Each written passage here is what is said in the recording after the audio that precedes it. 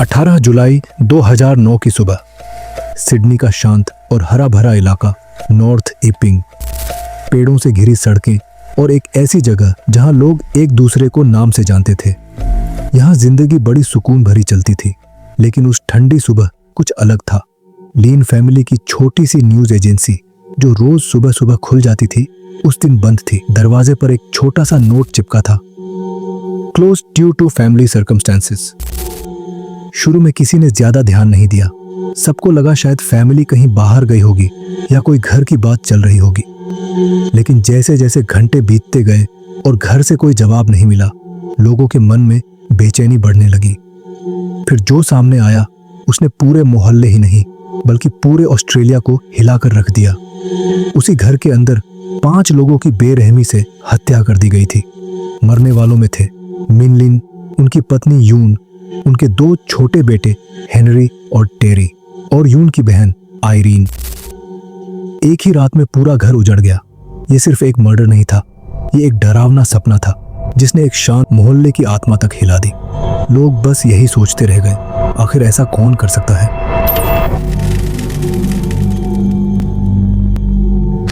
नमस्कार, मैं हूं साइलो और आप देख रहे हैं हिंदी क्राइम एक्सपोज। अगर आपको अब तक की कहानी दिलचस्प लग रही है तो मैं चाहूंगा कि आप वीडियो को लाइक करें, और अगर आप पहली बार मेरे चैनल पर आए हैं तो सब्सक्राइब करना मत भूलिए, क्योंकि मैं ऐसी ही और अनसुनी कहानियां आपके लिए लाता रहता हूं। और हाँ, कमेंट में अपने सुझाव और विचार जरूर शेयर करें। तो अब चलिए कहानी में आगे बढ़ते हैं। ये कहानी शुरू होती है एक ऐसे इलाके से जिसे लोग हमेशा बहुत शांत और सुरक्षित मानते थे, सिडनी का नॉर्थ ईपिंग। यहाँ जिंदगी बड़ी आराम से चलती थी। लोग अपने घरों के दरवाजे खुले छोड़ देते थे। बच्चे सड़कों पर साइकिल चलाते हुए हंसते खेलते दिख जाते थे। लेकिन 18 जुलाई 2009 की सुबह कुछ ऐसी थी जिसने इस शांति को हमेशा के लिए तोड़ दिया। लिन परिवार की जिंदगी आम और सिस्टमैटिक थी। मिन लिन 45 साल के मेहनती और जिम्मेदार इंसान थे। हर सुबह जल्दी उठकर अपने न्यूज एजेंसी शॉप पर चले जाते थे। उनकी पत्नी यून घर और दुकान दोनों संभालती थी। साथ ही अपने 2 बेटों 12 साल का हेनरी और 9 साल का टेरी की परवरिश भी बड़े प्यार से करती थी। उनके साथ घर में यून की छोटी बहन आयरीन भी रहती थी, जो बच्चों के लिए किसी माँ से कम नहीं थी। हर वक्त उनकी मदद में लगी रहती थी। उस सुबह सब कुछ सामान्य लग रहा था, लेकिन जल्दी ही लोगों ने कुछ गड़बड़ महसूस की। लीन फैमिली की दुकान नहीं खुली थी, अखबार नहीं बटे थे। मिन जैसे समय के पक्के आदमी के लिए यह बहुत अजीब था। धीरे धीरे पड़ोसियों को चिंता होने लगी। तभी मिन की बहन कैथी और उसके पति रॉबर्ट शी ने सोचा कि जाकर देखना चाहिए। सुबह करीब 9 बजे वो दोनों लिन फैमिली के घर पहुंचे। दरवाजा खुला था। अंदर सब कुछ असामान्य रूप से शांत था। न कोई आवाज, न कोई हलचल, जैसे कुछ देर पहले तक सब कुछ ठीक था और फिर अचानक सब थम गया हो। कैथी धीरे धीरे सीढ़ियां चढ़कर ऊपर पहुंची और जैसे ही उसने बेडरूम का दरवाजा खोला, वो जगह पर ही रुक गई। जो नजारा उसके सामने था, उसे देखकर कोई भी होश खो दे। दीवारों पर खून के छींटे, बिस्तरों पर खून से सना कपड़ा, और वो कमरा जहां कभी बच्चों की हंसी गूंजती थी, अब डर और खामोशी से भरा हुआ था। वहां यून थी, उसके दोनों बेटे हेनरी और टेरी, और यून की बहन आयरीन। सबको नींद में ही बेरहमी से मारा गया था। और फिर कैथी ने मिन लिन को देखा, अपनी बीवी के पास एक कंबल में लिपटे हुए। उस एक पल में सब कुछ बिखर गया। कैथी ने फौरन इमरजेंसी कॉल की और थोड़ी ही देर में वो शांत गली पुलिस और इन्वेस्टिगेशन टीम से भर गई। एक ही रात में एक ही फैमिली के 5 लोग खत्म हो गए। फोरेंसिक टीम ने उस क्राइम सीन को देखकर कहा था, ऐसा मंजर उन्होंने शायद ही कभी देखा हो। ये किसी झगड़े या अचानक हुए हमले जैसा नहीं था, बल्कि सब कुछ प्लान के तहत बहुत ही हिंसक तरीके से किया गया था। हर विक्टिम पर एक भयंकर ब्लंट हथियार, शायद हथौड़ा, से इतने जोर से वार हुआ कि सोचना भी डरावना है। 4 लोगों के शरीर पर दम घुटने के निशान भी मिले, जिससे लगा शायद उन्हें मारने से पहले दबोच लिया गया था या उनका मुंह दबा दिया गया था। बच्चों के कमरे सबसे ज्यादा दर्दनाक थे। एविडेंस से साफ दिखा, हेनरी और छोटे टेरी की नींद हमले के वक्त खुल गई थी। दोनों ने अपनी तरफ से अटैकर को रोकने की पूरी कोशिश की, लेकिन इतनी बर्बरता के सामने वो भी ज्यादा देर नहीं टिक सके। हर दीवार, छत, कंबल, कालीन सब खून में सना था। जिस घर में कभी हंसी की आवाजें गूंजती थी वो अब किसी कसाई घर जैसा लग रहा था। इन्वेस्टिगेटर्स को एकदम क्लियर हो गया था, ये रॉबरी या नॉर्मल चोरी का मामला नहीं है। यहां तो किसी ने तय करके फैमिली को खत्म करने की मंशा से काम किया था। और इसी बीच एक बात नोटिस की गई, घर का सिर्फ एक मेंबर मिसिंग था। मिन और यून की बेटी ब्रेंडा लिन, जो उस वक्त फ्रेंच सीखने न्यू कैलेडोनिया स्कूल ट्रिप पर थी। ब्रेंडा सिडनी से बहुत दूर थी, नजरों से दूर, लेकिन अपनी फैमिली की इस तबाही से पूरी तरह बेखबर। उसे अपने घर वालों की मौत की खबर न फैमिली ने दी न पुलिस ने, बल्कि सीधा एक फेसबुक नोटिफिकेशन से मिली जिसने उसकी पूरी दुनिया पलट दी। ब्रेंडा एक पल में पूरी फैमिली की अकेली सर्वाइवर बन गई। इन्वेस्टिगेटर्स के लिए यह केस पहेली बन गया था। लिन फैमिली के घर में न कोई ताला टूटा, न खिड़की टूटी, न कोई चीज चोरी हुई। साफ था किलर चोरी करने नहीं, बस मारने आया था। इन्वेस्टिगेशन में एक और खतरनाक ट्विस्ट मिला। अटैक शुरू होने से पहले घर की बिजली मेन स्विच से काट दी गई थी, जिससे घर अंधेरे में डूब गया। यानी सब कुछ सोच समझकर प्लान किया गया था। यह एक शिकारी की तरह हमला था। क्राइम सीन पर और भी क्लू मिले। कमरों और हॉलवे में दर्जनों खून से सने शू प्रिंट्स थे, और सारे एक ही इंसान के। पूरी फैमिली से इतनी नफरत कौन कर सकता था कि वो उन्हें पूरी तरह खत्म करना चाहे। पुलिस की नजर जल्दी ही परिवार के ही करीब एक शख्स पर टिक गई, रॉबर्ट शी पर। रॉबर्ट शी मिन लिन के जीजा थे, यानी उसकी बहन कैथी का पति। बाहर से वो परिवार का सदस्य लगता था, लेकिन अंदर उसका व्यवहार ऐसा था कि जांच करने वालों को शक होने लगा। रॉबर्ट पहले चीन में ईएनटी डॉक्टर थे, लेकिन ऑस्ट्रेलिया आने के बाद चीजें वैसी नहीं चली जैसी वो चाहते थे। मेलबर्न में उनका रेस्टोरेंट फेल हो गया और नौकरी के मौके भी खत्म हो गए। वहीं दूसरी तरफ मिन लिन का कारोबार खूब फल फूल रहा था। धीरे धीरे लोग रॉबर्ट की बढ़ती ईर्ष्या और कड़वाहट की बातें करने लगे। लिन परिवार की संपत्ति भी बड़ी थी।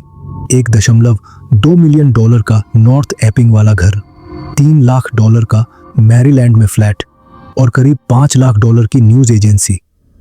हत्या के बाद रॉबर्ट ने परिवार का कारोबार अपने हाथ में लेने की कोशिश की और न्यूज एजेंसी के कामकाज को संभालने की मांग की, जिससे उनके इरादों पर शक और बढ़ गया।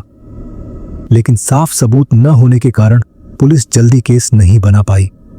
फिर कुछ महीनों बाद सीक्रेट कैमरों में रॉबर्ट उनके घर में जूते का बॉक्स तोड़ते हुए दिखा, और जूते का साइज घटना स्थल पर खून से भरे निशानों से मेल खाता था। ये छोटा सा लेकिन बहुत अहम सबूत था, जिसने जांच में नई उम्मीद जगाई। मई 2010 में पुलिस ने रॉबर्ट और कैथी के नॉर्थ एपिंग वाले घर की तलाशी ली और गैरेज में एक दाग पाया। आधुनिक तकनीक से पता चला कि उस दाग में कम से कम 4 पीड़ितों के डीएनए मौजूद थे। करीब 2 साल की मेहनत के बाद 5 मई 2011 को रॉबर्ट को उनके घर से चुपचाप गिरफ्तार कर लिया गया। लेकिन मामला इतना आसान नहीं था। खून के सबूत बहुत छोटे और जटिल थे। उनकी वैधता पर अदालत में लंबी बहस हुई। गवाहों के बयान, एक्सपर्ट्स की राय, बचाव पक्ष के तर्क, सबके बीच लंबी लड़ाई चली। एक रहस्यमय दाग हत्या वाले घर से लगभग 300 मीटर दूर मिला, लेकिन एक्सपर्ट्स कभी ये साफ नहीं कर पाए कि वो दाग कब और कैसे पड़ा। डिफेंस ने कहा कि परिवार का गैरेज रोजमर्रा की गतिविधियों जैसे बैडमिंटन खेलने के लिए इस्तेमाल होता था, इसलिए वहां डीएनए मिलना अजीब नहीं था। बचाव पक्ष के वकील ने कहा कि भले ही डीएनए हत्या के बाद वहां पहुंचा हो, लेकिन क्योंकि रॉबर्ट और उसकी पत्नी ने ही सबसे पहले शवों को देखा था, इसलिए हो सकता है कि डीएनए उसी समय दोनों के जरिए वहां उस गैराज में पहुंचा हो, और यह सबूत ज्यादा मायने नहीं रखता। रॉबर्ट के पास एक मजबूत बहाना भी था। उसकी पत्नी ने कोर्ट में बताया कि रॉबर्ट रात 2 बजे कंप्यूटर बंद करके सीधे सोने चले गए, और उस वक्त उसने उसे घर से बाहर जाते नहीं देखा। प्रोसिक्यूशन के लिए इस टाइमलाइन को झूठा साबित करना मुश्किल था, और इसी वजह से केस बहुत धीरे आगे बढ़ा। इस बीच रॉबर्ट ने सभी आरोपों को नकार दिया और केस ऑस्ट्रेलिया की सबसे लंबी और कठिन अदालती लड़ाई में बदल गया। पहला ट्रायल सितंबर 2013 में शुरू होना था, लेकिन शुरू होने से पहले ही रुक गया। इसका मुख्य कारण एविडेंस की वैधता और रॉबर्ट को फेयर ट्रायल देना था। रॉबर्ट की कस्टडी में रहते हुए जेल में एक और चौंकाने वाला मोड़ आया। वहां विटनेस नाम का कैदी आया और बताया कि रॉबर्ट ने जेल में कहा कि हथौड़ा जो हत्या में इस्तेमाल हुआ वो सस्ती $2 की थी, जिसे एक छोटे से दुकान से खरीदा गया था। विटनेस ने यह भी बताया कि रॉबर्ट ने प्लान भी बनाया था, यानी किसी और का डीएनए क्राइम सीन में डालने की कोशिश की ताकि जांच गुमराह हो जाए। रॉबर्ट ने जेल में कहा कि हथौड़े का डिब्बा भी सही तरीके से खोजा जाए तो मिल सकता है। प्रोसिक्यूशन ने इस बयान पर ध्यान दिया, लेकिन डिफेंस ने गवाह की विश्वसनीयता पर सवाल उठाया। जेल के गवाह अक्सर विवादास्पद होते हैं क्योंकि उनके पास सजा कम करने या फायदे पाने के लिए झूठ बोलने का कारण हो सकता है। रॉबर्ट के वकील ग्राहम टर्नबुल ने कहा कि रॉबर्ट, जिसकी हाइट सिर्फ 170 सेंटीमीटर और वजन 60 किलो था, अकेले इस अपराध को नहीं कर सकता था। उसने डीएनए एविडेंस पर शक जताया, पुलिस की जांच पर सवाल उठाए और जज से पूछा कि क्या प्रोसिक्यूशन ने गिल्ट बियॉन्ड रीजनेबल डाउट साबित किया था। आसान शब्दों में कहें तो इसका मतलब है कि बचाव पक्ष के वकील जज से पूछ रहे थे कि क्या यह इतना साफ और पक्का साबित हो गया था कि रॉबर्ट ने ही वह हत्या की थी।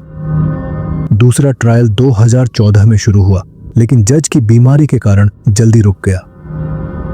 तीसरा ट्रायल 2015 की शुरुआत में शुरू हुआ, लेकिन दिसंबर तक 11 दिनों की डिलिब्रेशन के बाद भी जूरी कोई फैसला नहीं कर सकी, यानी ये केस कई बार बिना पक्का नतीजा निकले रुकता रहा। रॉबर्ट को जब जमानत मिली तो ये सबके लिए एक बड़ा झटका था, खासकर ब्रेंडा लिन के लिए, जिसने अपने पूरे परिवार को खो दिया था। लोगों को लगा जैसे इंसाफ का मजाक उड़ाया जा रहा हो, लेकिन जून 2016 में जब चौथा ट्रायल शुरू हुआ तो आखिरकार सच्चाई धीरे धीरे सामने आने लगी। नई झूरी बुलाई गई और कोर्टरूम में फिर वही बातें गूंजने लगी। जलन, नफरत, फोरेंसिक एविडेंस और वो राज जिनके बारे में सालों से सिर्फ फुसफुसाहट होती थी। इस बार फर्क ये था कि जूरी बहुमत से फैसला दे सकती थी। फिर 12 जनवरी 2017 को उस दर्दनाक रात के 7 साल 6 महीने बाद कोर्ट ने फैसला सुनाया। रॉबर्ट दोषी है। उसे लिन परिवार के 5 सदस्यों की हत्या के लिए 5 उम्र कैद की सजा बिना पैरोल के सुनाई गई। 2021 में उसकी आखिरी अपील भी खारिज हो गई और उसकी कानूनी लड़ाई वहीं खत्म हो गई। लेकिन कोर्ट का फैसला उन खून से सनी दीवारों और टूटे हुए दिलों का दर्द मिटा नहीं सका। जैसे जैसे इन्वेस्टिगेशन आगे बढ़ा, एक और भयानक सच सामने आया, वो सच जो सालों से बंद दरवाजों के पीछे छिपा था। प्रोसिक्यूशन ने बताया कि रॉबर्ट के पीछे 2 वजहें थीं। एक, अपने साले मिन लिन की सफलता और पैसों से जलन, और दूसरी, उसकी भतीजी ब्रेंडा के ऊपर उसकी गंदी नजर। रॉबर्ट की क्रूरता हत्या से बहुत पहले शुरू हो चुकी थी। वो ब्रेंडा का कई सालों तक यौन शोषण करता रहा और वो चुपचाप सहती रही। 18 जुलाई 2009 को जब ब्रेंडा ने अपने पूरे परिवार को खो दिया, तब भी उसकी तकलीफें खत्म नहीं हुई। सिर्फ 15 साल की उम्र में उसे रॉबर्ट और उसकी पत्नी कैथी के साथ रहना पड़ा। जहां उसे लगा कि अब वो सुरक्षित होगी, वहीं से उसके नए दर्द की शुरुआत हुई। उसी आदमी ने जिसने उसके माँ, भाइयों और चाची को मारा था, अब उसी पर बार बार उसका यौन शोषण कर रहा था। एक बेहद रेयर और इमोशनल इंटरव्यू में ब्रेंडा लिन ने सालों की खामोशी तोड़ते हुए अपनी कहानी दुनिया के सामने रखी। धीमी लेकिन बेहद मजबूत आवाज में उसने कहा, मैं बहुत कमजोर थी, मुझे नहीं पता था मैं क्या कर रही हूं, पर वो सब जानता था। उसने मेरी मजबूरी अंदर से जान ली थी। उसके ये शब्द सबको ये एहसास दिलाने के लिए काफी थे कि इस वारदात के पीछे की सच्चाई सिर्फ डीएनए एविडेंस या खून के निशानों तक सीमित नहीं थी। असल में ये सब रॉबर्ट शी की अपनी ही भतीजी ब्रेंडा पर पड़ी बुरी नजर और उसके गंदे जुनून से शुरू हुआ था। अदालत ने भी बाद में माना कि यही उस वारदात की असली वजह थी। लेकिन कुछ लोग अभी भी उसे बेगुनाह मानते हैं, जिसे सिस्टम ने फंसाया है। इस केस पर एक किताब लिखी गई है, फ्रेम्ड, जिसे खोजी पत्रकार एंड्रयू एल अर्बन ने लिखा है।